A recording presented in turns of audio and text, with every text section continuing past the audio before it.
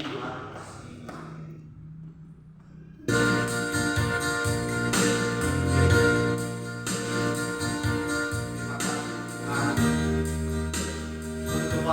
yang begitu luar biasa. Hari ini kami bersyukur Bapa, yang boleh ada setiap boleh diberkati Tuhan. Kami berada di posisi saat ini. Kami percaya kesempatan dan waktu yang Mu berikan, kami akan pergunakan dengan sebaik-baik mungkin.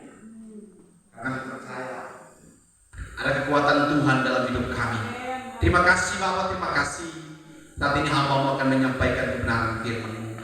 Urapi pikiran, bahkan hati hamba-Mu, supaya apapun yang di dalam hamba-Mu benar-benar sesuai dengan Engkau mau.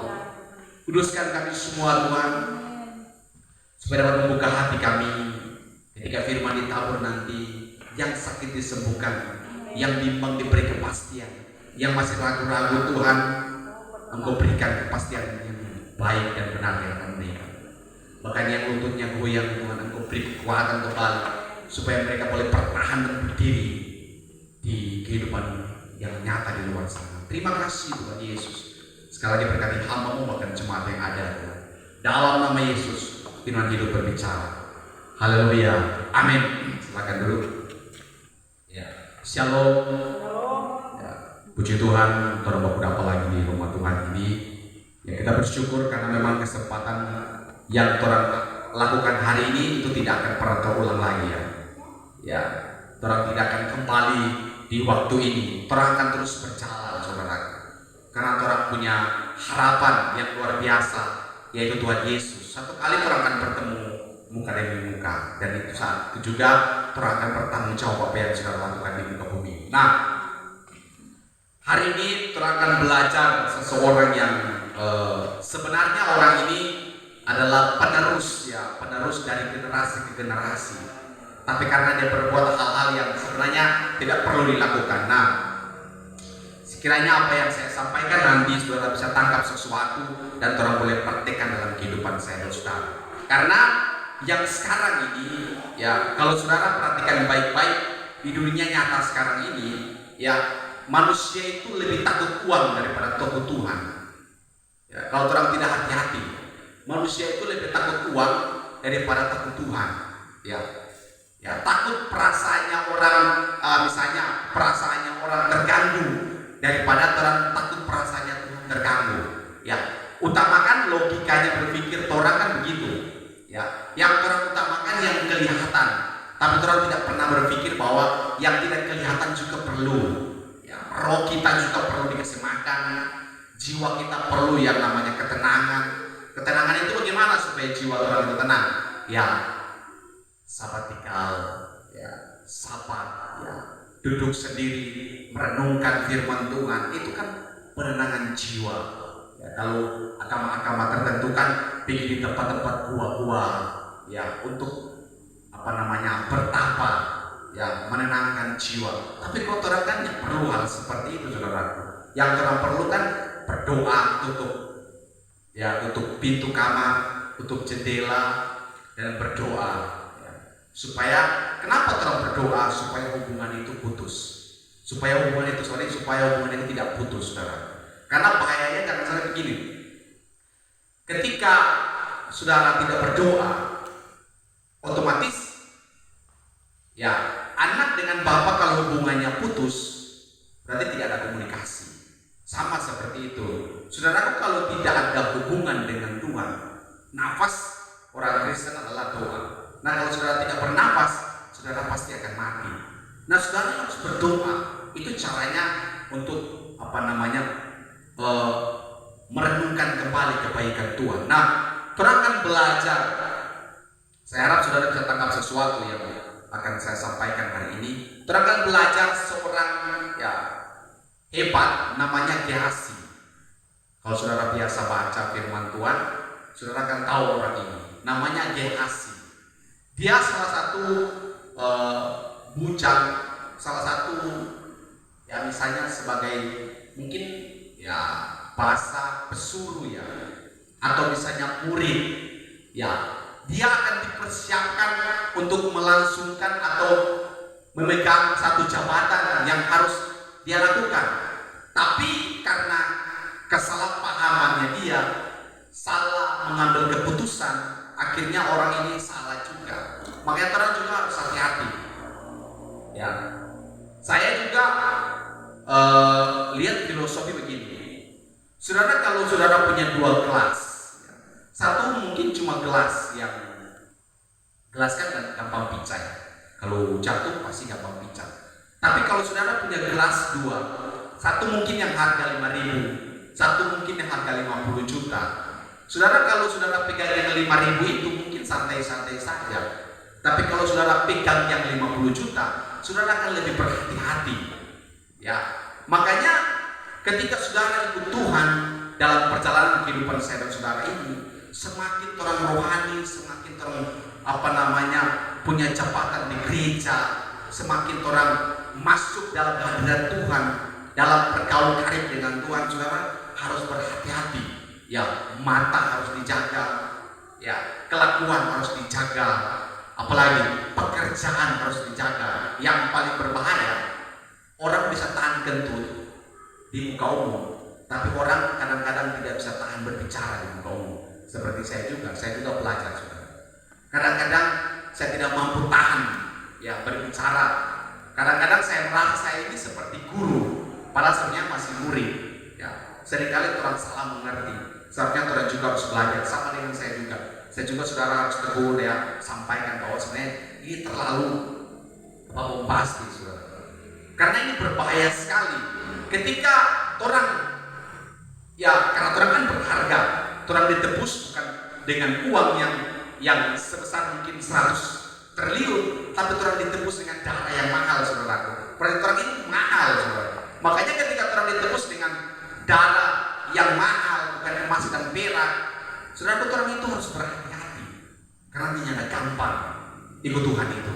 Ya, karena akibat dari itu tadi saya katakan pertama, orang lebih menghargai uang daripada menghargai Tuhan.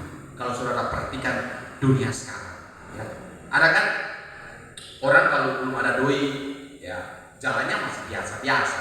Tapi kalau orang sudah mulai banyak doi, ya jalannya ketek sudah mulai diangkat sedikit, atau suara nada bicaranya itu sudah mulai lebih keras. Ya, seakan-akan dengarkan kata-kata saya supaya saudara sukses. Ya, kalau suksesnya makan harta orang tua, nggak usah. Ya. Tapi kalau sukses karena memang keringat usaha pekerjaan saya dan saudara, orang harus banggakan walaupun hanya sedikit. Ya, walaupun tidak sesuai yang mungkin orang target begini, tapi mungkin tidak sesuai. Tapi itu usaha saya dan saudara. Makanya orang harus nikmati apa yang Tuhan kasih dalam hidup saya dan saudara. Orang akan belajar, terbuka dalam kitab Perjanjian Lama yang saya ambil dalam 2 Raja-Raja 5 ayat yang ke-20 sampai yang ke-27. Saudara, kalau saudara mau dapat histori dari cerita ini, saudara bisa baca dari ayat pertama sampai dengan yang ayat yang 27. Tapi saya akan cerita sedikit. Di sini kan Naaman adalah seorang panglima besar, saudara. Ya, dia kenal penyakit kusta, saudara. Nah, Naaman ini pergi ke Samaria atas pemberitahuan seorang perempuan yang menurut saya luar biasa, saudara. Ya, kenapa saya katakan luar biasa? Kalau orang baca di dalam ayat yang ketiga di sana, 2 Raja-Raja 5 ayat yang ketiga, mungkin saya mulai dari sini. Berkatalah gadis itu kepada nyonyanya, sekiranya Tuanku menghadap nabi yang di Samaria itu, maka tentulah nabi itu akan menyembuhkan dia dari penyakitnya. Lalu pergilah Naaman memberitahukan kepada tuannya, katanya begini yang dikatakan oleh gadis yang dari negeri Israel itu. Ya, ayat 5, maka jawab Raja Aram, baiklah pergilah dan aku akan mengirim surat kepada Raja Israel. Fokus saya adalah ayat yang ke-20 sampai 27, tapi saya harus jelaskan dulu ini supaya orang juga mendapat sesuatu. Nah, kalau orang lihat, perempuan ini adalah seorang tahanan, saudara. Perempuan ini adalah tahanan orang Israel, yang ditaruh di ya rumah di luar dari bangsa Israel. Dia tahanan, tapi yang aneh menurut saya adalah begini.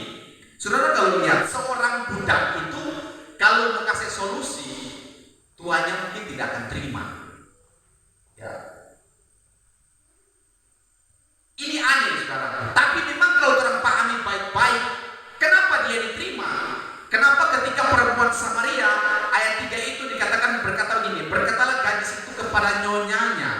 Bayangkan saudara, seorang budak, seorang ya mungkin pekerja biasa-biasa, dan dia seorang tahanan dari luar negeri, tapi ketika dia berkata-kata, seorang nyonya menerima kata-katanya. Bayangkan saudara.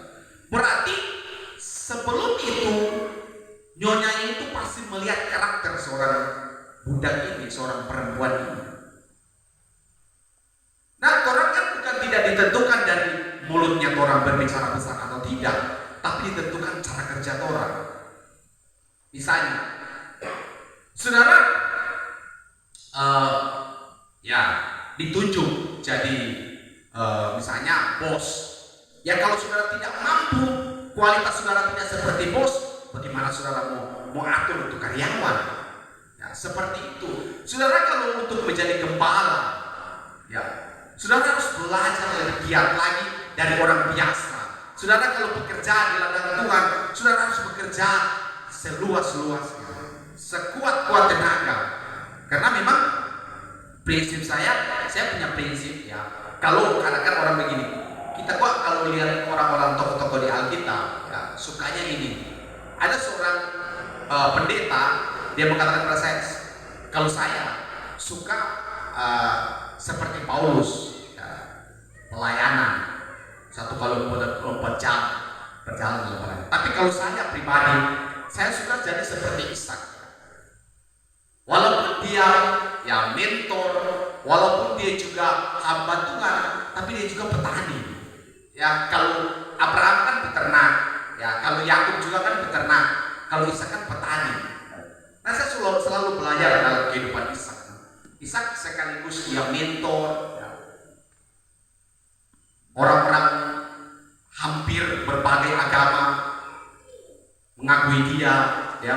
Tapi dia juga sebagai petani. Nah, orang harus ambil teladan-teladan seperti itu, saudaraku. Supaya begini, ketika walaupun orang dibawa pekerjaan orang untuk berkualitas, maka orang-orang yang di atas orang akan mendengarkan kata-kata saudara. Alkitab mengatakan, jangan menganggap dirimu mudah. Ya. Jangan menganggap orang cuma orang biasa. Ya. Tapi beranggaplah bahwa saya ditebus oleh darah yang mahal. Saya bertobat dengan darah yang mahal, dengan harga 1 nyawa di atas kayu salib yang berharga, saudara. Bukan kacang-kacang, saudara. Yang tidak gampang, ya. Seorang yang tidak berdosa mau disalibkan untuk tebus orang-orang yang berdosa. Memang itu yang makanya orang kan selalu melihat ya bodoh, ya mau disalibkan, ya mau mempermalukan, orang kan berpikir bodoh, ya terkutuk dia yang digantung di atas kayu salib. Tapi itulah kasih karunia, saudara. Ya karena itu tadi, saudara tolong orang yang bisa tolong saudara, itu bukan kasih. Tapi kalau saudara tolong orang yang mungkin tidak bisa tolong saudara, itulah kasih, saudara. Itulah perjalanan hidup memang tabu balik. Kalau orang berpikir tabu balik sekali, ya, tabu balik sekali. Kita yang ada utang, kenapa kita kasih lunas orang yang ada utang? Itu kan buang-buang duit saya. Itu kan buang-buang tenaga. Ya, tapi itulah kasih. Kasih itu ya memberi tanpa syarat.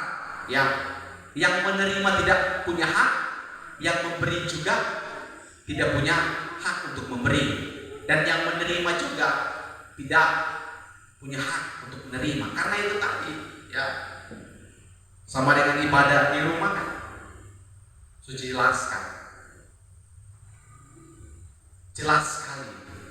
Oh tidak perlu lagi ya Orang menampilkan hal-hal yang ya kalau cuma bicara besar ya semua gampang, saudara. Tapi di situ tadi orang belajar ya bagaimana seorang budak, seorang pelayan ketika dia berkata satu kali dan nyonyanya bahkan tuannya langsung menerima, saudara. Nah, setelah dia menerima itu, Naaman itu pergi ke Samaria, saudara. Di sana orang akan belajar satu orang yang namanya Gehazi, saudara. Ayat yang ke 19. Maka berkatalah Elisa kepadanya, pergilah dengan selamat. Setelah Naaman berjalan tidak berapa jauh daripadanya, berpikirlah Gehazi bujang Elisa abdi Allah, sesungguhnya Tuanku terlalu menyegani Naaman orang Aram ini dengan tidak menerima persembahan yang dibawanya. Demi Tuhan yang hidup, sesungguhnya aku akan berlari mengejar dia dan akan menerima sesuatu daripadanya. Lalu Gehazi mengejar Naaman dari belakang. Ketika Naaman melihat ada orang berlari-lari mengejarnya, turunlah ia dengan segera dari atas kereta untuk mendapatkan dia dan berkata, selamat. Ayat 22, jawabnya, selamat tuanku Elisa, menyuruh aku mengatakan, baru saja datang kepadaku 2 orang muda dari pegunungan Efraim dari antara rombongan Nabi. Baiklah, berikan kepada mereka setalenta perak dan 2 potong pakaian. Naaman berkata, silakan ambillah 2 talenta. Naaman mendesak dia dan membungkus 2 talenta perak dalam 2 pudi-pudi dan 2 potong pakaian, lalu memberikannya kepada 2 bujangnya. Mereka ini mengangkut semuanya di depan Gehazi. Setelah mereka sampai ke bukit, disambutnya lah dari tangan mereka, disimpannya di rumah dan disuruhnya kedua orang itu pergi. Maka pergilah mereka. Ayat 25, baru saja Gehazi masuk dan tampil ke depan tuannya. Berkata Elisa kepadanya, dari manakah Gehazi? Jawabnya, hambamu ini tidak pergi kemana-mana. Tetapi kata Elisa kepadanya, bukankah hatiku ikut pergi ketika orang itu turun dari atas keretanya mendapat engkau? Maka sekarang engkau telah menerima perak dan dengan itu dapat memperoleh kebun zaitun, kebun anggur, kambing domba, lembu sapi, budak laki-laki dan budak perempuan. Tapi penyakit kusta Naaman akan melekat kepadamu dan kepada anak cucumu untuk selama-lamanya. Maka keluarlah Gehazi dari depannya dengan kena kusta putih seperti salju. Ya, saudara, kalau saudara baca dari ayat-ayat yang tadi saya sudah bacakan, saudara, ya mungkin kalau orang cuma biasa-biasa, ya terdengar seperti biasa. Tapi kalau orang pelajari baik-baik, kenapa saya katakan orang belajar kepada Gehazi? Ya, Nabi Elisa ini lagi mengajar Naaman. Ya, Naaman kan pergi di Samaria. Dia kan orang hebat. Ya. Maksudnya dia, ketika dia pergi ke Elisa, dia pasti disambut. Otomatis kalau misalnya bupati atau gubernur datang di sebuah daerah, pasti disambut dengan adat istiadat. Tapi yang tidak disangka oleh Naaman adalah ketika dia sampai di Samaria dan dia bertemu dengan Elisa, saudaraku, Elisa tidak keluar. Bahkan Elisa cuma bilang, Pak Gehazi, sampaikan ini bla bla bla, suruh dia celupkan dirinya di sungai Yordan. Ya, Naaman marah, saudara. Yang lebih parah kan, dia berpikir kenapa harus di sungai Yordan? Ada sungai-sungai yang lain yang lebih bersih. Ya, akhirnya prajurit Naaman membujuk, ya tuanku, kalau mungkin diberitahu yang lebih sukar daripada ini, tetap tuanku akan mau. Tapi kan Nabi Elisa cuma menyuruh tuanku itu cuma mencelupkan di sungai Yordan, walaupun mungkin ya kecoklatan, ya kabur lah, orang bilang kabur lah, sadiki kotor. Tapi kan cuma disuruh mencelupkan. Dan Naaman oke lah, ikutlah. Naaman mencelupkan. Akhirnya penyakit kustanya sembuh. Nah, yang dimaksud dari Elisa ini, dia sementara mengajar Naaman bahwa tidak semua kekayaan itu bisa membeli sesuatu yang ada di dunia ini. Naaman oke, kaya, dia seorang prajurit hebat, pasti punya duit banyak. Tapi akhirnya Elisa suruh turun di air yang sebenarnya kotor. Maka inilah Ya, banyak hamba-hamba Tuhan mengatakan bahwa disinilah pertama kali ya dilakukan pembaptisan. Ya, baptis kan artinya baptiso. Ya, menenggelamkan. Disinilah pertama kali yang baptisan itu terjadi di Perjanjian Lama. Ini cara baptisan terjadi. Nah, ketika dia sementara mengajar Naaman, yang aneh adalah Gehazi itu salah mengerti, saudara. Makanya orang mesti hati-hati. Ya, coba pikir, bayangkan kalau seorang dulu kan punya kuda ya, kuda pasti kuda itu sangat mahal. Tapi sekarang kan mungkin sudah punya apa ya, expander ya, pasti kan punya begitu. Fortuner, ini kan ceritanya panglima ini, tentara hebat. Jadi dia punya kuda, pasti orang kuda-kuda kuat, saudara. Yang kita rasa aneh di sini adalah ini. Bayangkan, saudara, saking dia pikirkan uang, Gehazi ini pikirkan uang, dia lari, dia dapat tuh kuda. Ya, bayangkan, saudara. Orang seringkali ada di posisi ini, tidak memikirkan kesehatan saya, tidak memikirkan keluarga saya, tidak memikirkan orang-orang di sekitar saya, kalau tidak peduli, yang penting kita senang. Coba saudara renungkan, Gehazi itu lari sampai dia dapat tuh kuda. Saudara, kalau saya sendiri bayangkan, kalau seorang tentara, bayangkan pasti DP kuda itu bukan cuma satu dipakai DP ini, apa namanya, apa sudah DP bahasa ini, DP kereta, itu pasti sampai 4 ekor dan DP berjalan bukan ya bukan begitu, tetapi itu laju. Cuma bayangkan, saudara, Gehazi dia lari, dia dapat, saudara. Karena yang pikirnya itu adalah kita dapat apa. Dan yang aneh lagi, yang saya bingung di sini adalah begini, dia berani tipu DP nabi. Makanya orang mesti hati-hati. Kalau Tuhan tidak utus orang menjadi hamba Tuhan, jangan coba-coba jadi hamba Tuhan. Ya. Karena perjanjian Tuhan adalah begini, kalau Tuhan utus, pasti Tuhan urus. Tapi kalau Tuhan tidak utus, berarti saudara yang harus berurus. Itu paling berbahaya, saudara. Ya. Karena kenapa ada banyak hamba Tuhan keluar pelayanan, ya, pelayanan keluar, ya. Orang pikirkan begini, kita melayani untuk Tuhan, oke lah untuk Tuhan. Tapi saya harus kasih tahu saudara, dalam pelayanan ini, kalau saudara nomor 2 kan juga keluarga, hati-hati saudara. Orang sementara berjalan dalam jalurnya iblis. Orang sementara berjalan di hal-hal yang tidak seperlunya orang lakukan. Karena begini, jangan sampai Tuhan menginginkan, jadikanlah semua bangsa muridku dan ajarlah mereka. Ya, oke lah. Tapi kalau orang berpelayanan hebat di luar sana, yang mungkin orang lumpuh berjalan, orang tuli melihat, orang tuli mendengar, orang buta melihat, tapi keluarga orang berantakan, ya, sorry, maafkan saya, ya, orang belum ada di jalurnya Tuhan, saudara. Orang lagi salah langkah, saudara. Karena ini kan banyak ya, yang terpikirkan Tuhan, tapi di balik itu ada uang juga. Nah, itu harus orang pahami baik-baik, saudara. Karena ada banyak orang ya menipu Tuhan. Coba bayangkan, saudara. Gehazi saja menipu di nabi. Ya. Dia bilang, oh Tuhanku tadi berpikir begini, ya, berpikir ulang. Ya. Dia berpikir ulang. Ada baiknya begini, ada baiknya dikasih sesuatu lah, ada mata begitu. Oh, Naaman pasti kan berpikir begini, ya iyalah, kita mau bikin apa ini? Ya, harta banyak dia bawa, ya, pakaian, emas, dia kan berpikir begitu.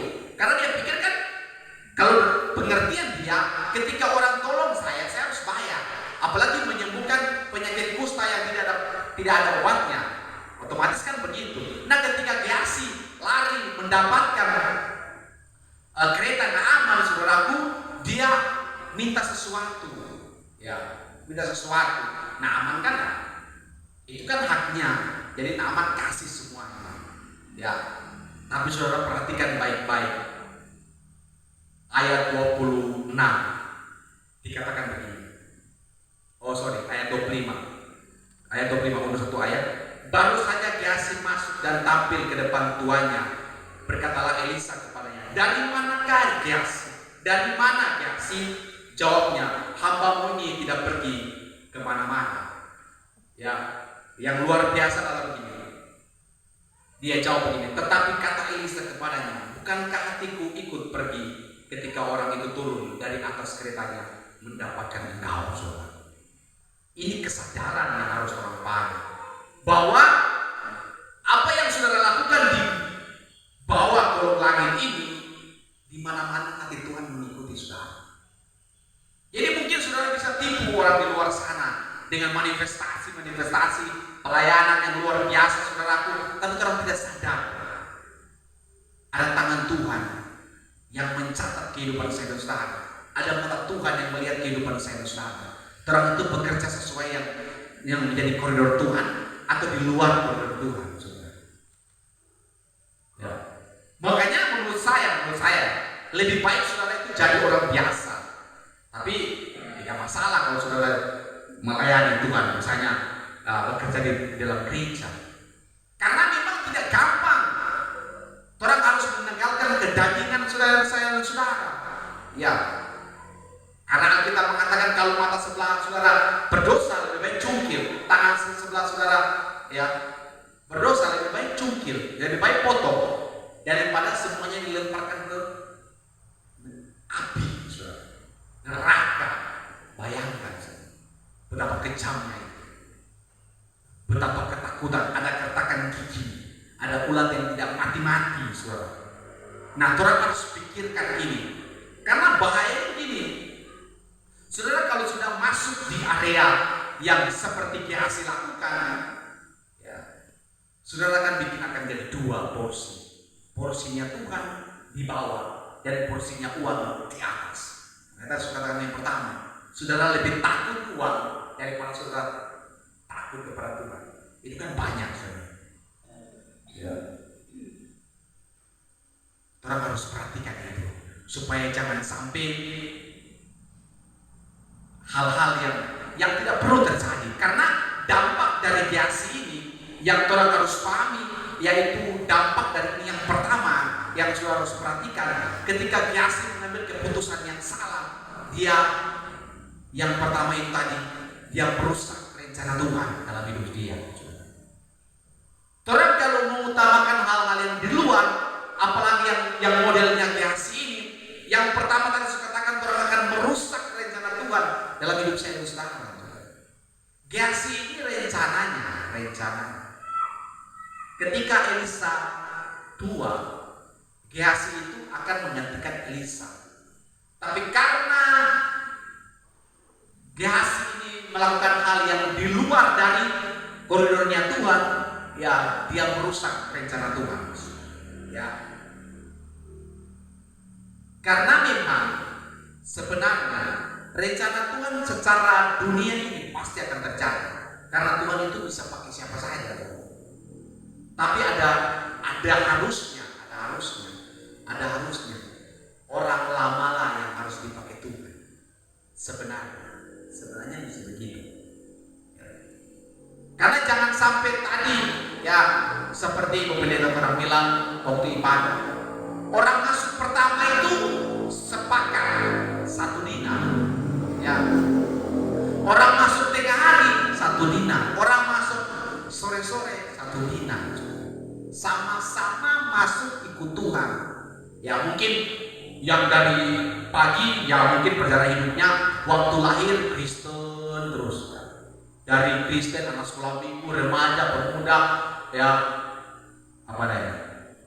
bapak, lansia, ikut Tuhan sampai sore.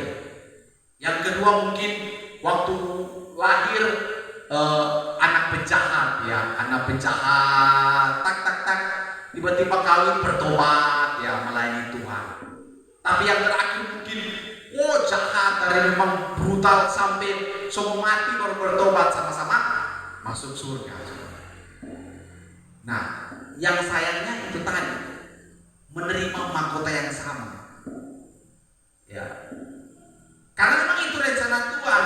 Tapi sayangnya, orang yang ikut lama dengan Tuhan itu biasanya ya mengecewakan, saudara. Apalagi yang tuntutnya begini, Tuhan kita kok so lama sekali buat Tuhan. Masa kita hidup cuma masuk lubang, cari-cari emas, ya bakubon bete, ya apa namanya, patangan merica. Terus jangan sampai keluar pikiran-pikiran yang seperti itu. Ya, jangan sampai orang berpikir kenapa kita ikut Tuhan, so hampir tiap malam berdoa dengan Tuhan, kita so melayani di luar sana, bahkan sekeluar masuk, ya, so berdoa, ya tiap sore masuk kamar berdoa, tapi hidupnya ada perasaan begini. Ya, jangan saudaraku, jangan sampai terus berpikir seperti itu. Karena ingat, di dalam Tuhan, ya, ada bagian Tuhan, ada bagian saudara juga. Ya. Tugas Tuhan itu memberkati, tapi tugas orang itu mengerjakan, saudara. Ya, kalau Tuhan cuma memberkati, kalau saudara tidak kerjakan, ya susah. Tapi kalau saudara kerjakan juga dan Tuhan tidak berkati, ya susah. Tidak akan pernah terjadi. Ya. Makanya anak dengan bapak, kalau komunikasi tidak baik, otomatis harta, tata, kedudukan seorang bapak tidak akan diberikan kepada anaknya. Tapi kalau anaknya komunikasi baik-baik dengan Tuhan, ya komunikasinya sehat, ya pasti harta. Orang kan yang sulung, orang anak sulung. Anak sulung itu pasti kalau bapaknya punya harta, otomatis tidak mungkin jatuh kepada tetangga, saudaraku. Itu pasti. Tetap akan jatuh kepada anak sulung. Tapi ingat, ada tanggung jawab anak sulung. Anak sulung itu harus siap mengerjakan, kerja keras, tanggung jawab. Karena tidak gampang jadi anak sulung itu, meneruskan apa yang dikerjakan oleh bapaknya, saudaraku. Seperti orang ikut Tuhan sudah lama, ya. Mungkin sampai pelayanan, keluar kota, doakan orang sakit. Orang mungkin kerasukan, orang pernah doakan, orang berdoa sesaat, orang berfirman yang mungkin bagus, ya.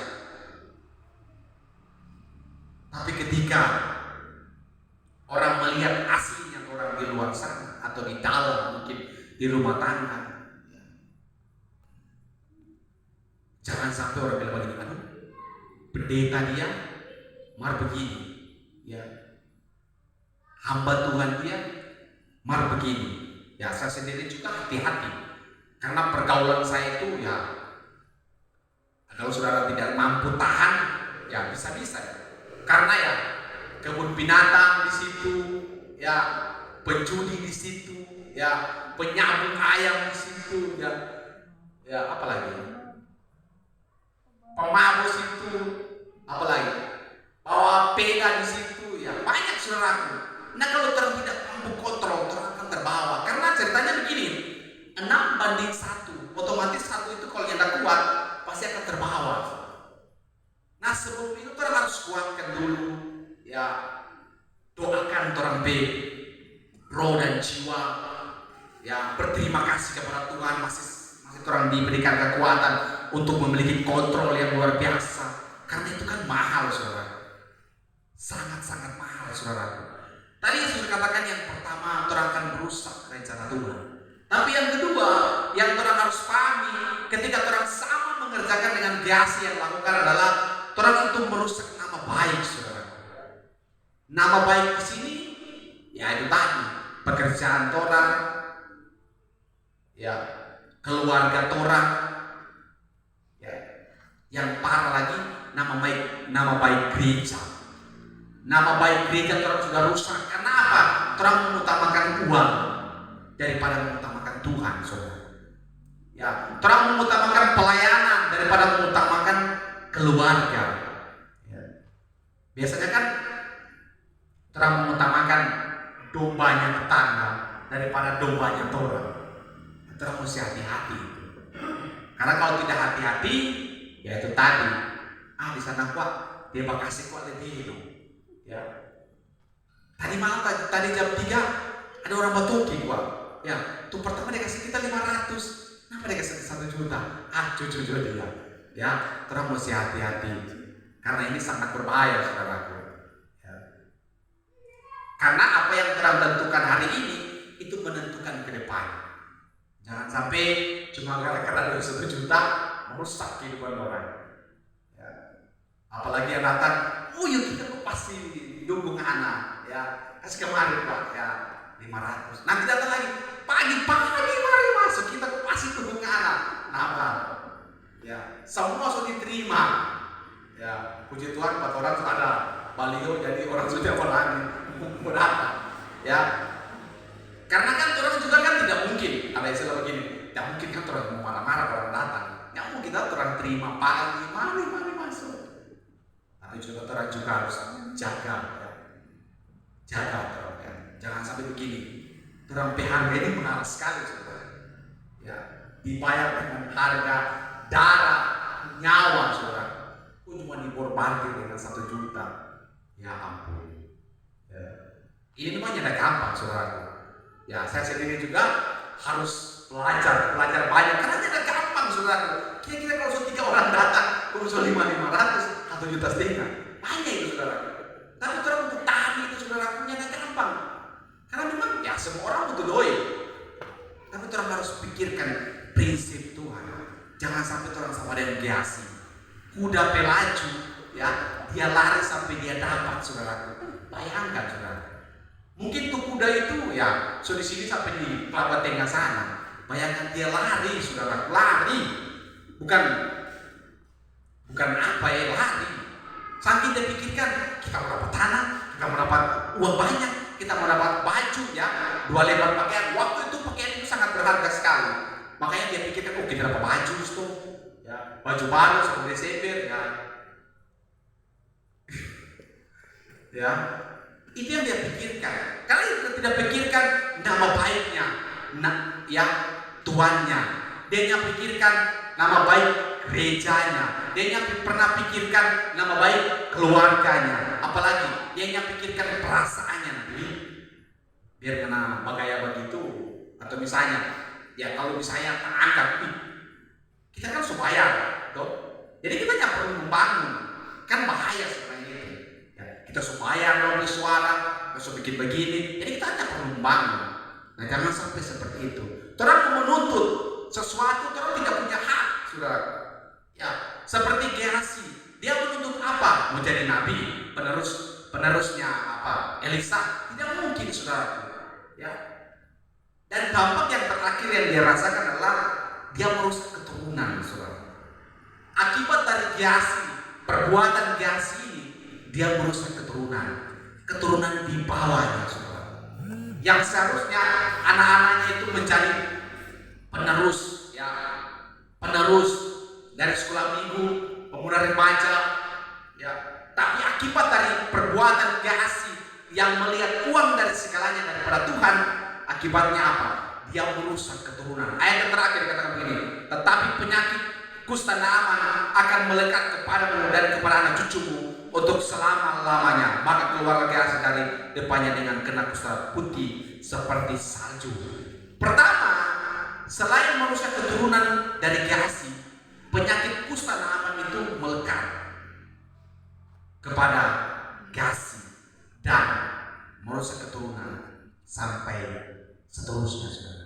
Ini yang harus terlalu pikirkan. Saudara hidup sampai berapa tahun? Paling lama 70 tahun. Ya, paling lama. Kalau bersyukur 80 tahun. Tapi 80-90 itu sudah penderitaan sebenarnya. Kira saya sendiri kalau Tuhan izinkan ya tidak terlalu banyak 92 tahun. Ya. Ya, lama ya. Ya. Artinya begini, kalau orang berpikir kita nggak lama 70 tahun. Apa yang harus kita tinggalkan? Ya, berarti generasi baru. Tapi kalau masalah yang seperti ini, ya, kutukan dari atas turun kepada hidup saya dan saudara, otomatis begini akan merusak keturunan ke bawah. Karena ini agak sulit, ya. Apalagi istilah begini, 10 kali lebih kena orang yang diabetes daripada yang biasa. Saudara. Itu bilang mungkin kita keturunan yang tidak ada keturunan. Ya. Itu bisa dilatih. Karena itu bicara tentang fisik, saudara. Tapi yang dimaksud di sini adalah bicara tentang roh, jiwa, saudara. Makanya orang mesti hati-hati dengan perkataan kita akan terjadi apa yang orang katakan. Ya, di rumah saya punya tantangan. Ya, anak-anak itu selalu bilang bodoh kan. Ya. Saya biar begini, memang agak kasar, tapi saya tidak pernah bilang anak-anak itu bodoh kan, bodoh, ya, kurang ajar. Jangan. Karena kata-kata orang itu bisa tanamkan benih, saudara, sampai ke keturunan. Karena yang menurut prinsip saya, saudara, kalau di pikiran saudara itu adalah pikiran yang sehat, saudara pasti akan sehat.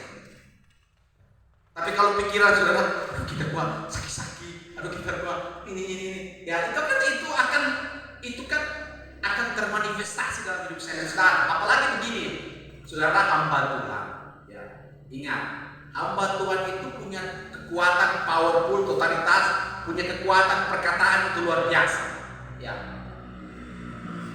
Tapi orang mesti hati-hati. Ketika kita jadi hamba Tuhan, kita jadi pelayan Tuhan, kata-kata kita orang harus jaga. Jadi jaganya bagaimana? Katakan yang positif. Anak-anak saya akan menjadi hamba Tuhan hebat. Ya, anak-anak saya akan menjadi penerus. Anak-anak saya akan sehat kuat. Anak-anak akan saya menjadi orang-orang hebat, orang-orang pintar. Karena memang berharga sekali. Coba saudara bayangkan. Kalau saudara biasa baca firman Tuhan, bayangkan, manusia jatuh dalam dosa itu pertama, Adam dan Hawa. Saudara harus bayangkan, walaupun manusia sudah jatuh dalam dosa, tapi manusia itu masih bisa bikin apa? Bisa bikin pesawat, bisa bikin kapal besar, ya, bisa bikin apa lagi? Bisa bikin rumah besar, bisa bikin perusahaan besar. Yang kita rasakan, manusia sudah jatuh dalam dosa, tapi bisa lakukan hal-hal besar. Apalagi kalau manusia itu pun jatuh dalam dosa, bukan main kan? Orang bisa bikin hal-hal yang besar. Makanya tujuan utama dalam hidup saya dan saudara, orang akan kembali kepada yang namanya kata kita. Kejadian pertama ayat 26. Ya, baiklah kita menciptakan manusia menurut gambar dan rupa kita. Itu tujuan utama. Supaya begini, orang berkuasa. Ya. Kalau orang di luar dari prinsip Tuhan, orang itu punya kuasa, otoritas. Ateis bisa kaya, ya. Orang yang tidak masuk gereja juga bisa kaya. Orang yang tidak setia dengan Tuhan bisa kaya. Ya. Apalagi orang yang di dalam Tuhan, maksudnya bukan cuma kaya secara materi, tapi kaya, ya, kaya hati. Ya. Kaya hati itu murah hati, tapi bukan murahan ya. Punya kasih, itu kekayaan. Karena orang sekarang kan pikirkan berkah. Manifestasinya adalah uang. Oh, kita dapat berkat. Ya. Aduh, kita dapat berkat. Ya. Kalau cuma dapat amu 2, paling orang pikir itu bukan berkat. Padahal itu berkat. Tanpa orang sadari, ya. Sudah dikasih begitu ya. Itu berkat juga. Orang kan berpikir, oh berkat itu manifestasinya adalah uang, itulah berkat. Padahal kesehatan juga itu berkat. Karena saudara kalau saudara sehat, sangat-sangat mahal sekali. Ya makanya saya bilang pada istri saya, banyak-banyak olahraga Pak. 1 minggu 2 kali lah olahraga. Karena ya ada gampang saudaraku. Karena kalau ya seorang peneliti mengatakan bahwa 30 tahun ke atas itu mesti saudara olahraga. Ya, tapi kalau orang petani yang perlu olahraga, tapi kalau ibu rumah tangga perlu olahraga. Kalau petani nggak perlu olahraga, karena bersuara kerjaan. Apalagi kalau mau bagi ovu ya, pakai mantel, ya pakai safety, langsung bersuara. Tapi kalau seorang ibu rumah tangga, apalagi cuma di atas motor, gas, ya 40-50 tahun sudah mulai merasa hanya pernah olahraga. Itu mesti hati-hati saudara. Nah, kita sudah kesana kan. Tapi puji Tuhan. Jangan sampai begini. Orang kan sudah belajar, orang sudah pernah dengar apa yang mungkin hamba-hamba Tuhan terdahulu sudah sampaikan.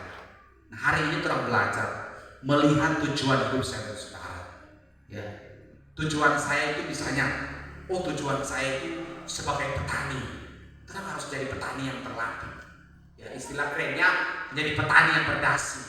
Ya, kita mungkin cuma jadi sebagai peternak, jadilah peternak yang berkelas.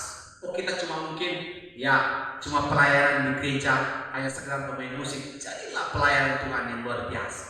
Walaupun dengan porsi itu, karena Tuhan kan memberi keadilan. Ada satu kan bertanya begini, dia bertanya, Tuhan itu adil? Ya adil. Keadilan Tuhan itu begini, saudara, kalau saudara kerjakan sesuatu dan saudara tidak menghargai pekerjaan itu, walaupun pekerjaan itu kecil, Tuhan akan pindahkan ke orang lain.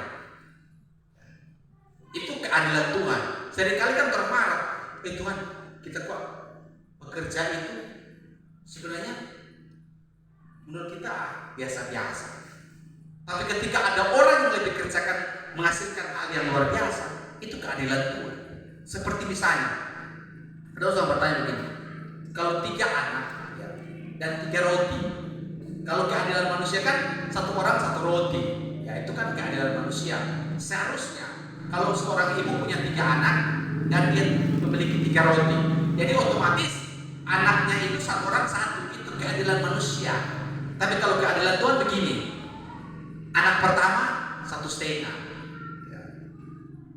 anak kedua mungkin 1, anak terakhir mungkin 1,5, jadi tetap 3. Artinya begini, kakek anak pertama itu besar badan, jadi dia makannya lebih banyak 1,5. Anak kedua sedang, jadi dia makannya 1. Anak terakhir mungkin kurus, jadi dia makan 1,5. Itu keadilan Tuhan. Nah, kalau anak kurus kok makan 1,5 roti kan nggak mungkin. Dia kan suka kekenyangan. Ya, itu kan keadilan Tuhan sebenarnya. Itulah keadilan Tuhan. Seperti 2 talenta, ya, 1 talenta, 2 talenta, bahkan 5 talenta. Itu kan keadilan Tuhan, sesuai kapasitas orang. Nah, kalau orang tidak bisa dalam perkara kecil, bagaimana Tuhan mau setiakan dalam perkara besar? Nah, hari ini orang belajar bagaimana kehidupan dikasih dan seorang perempuan, seorang budak yang ketika dia berkata-kata, seorang nyonyanya menerima. Dan yang kedua, orang belajar juga kepada Gehazi, bagaimana dia mempermainkan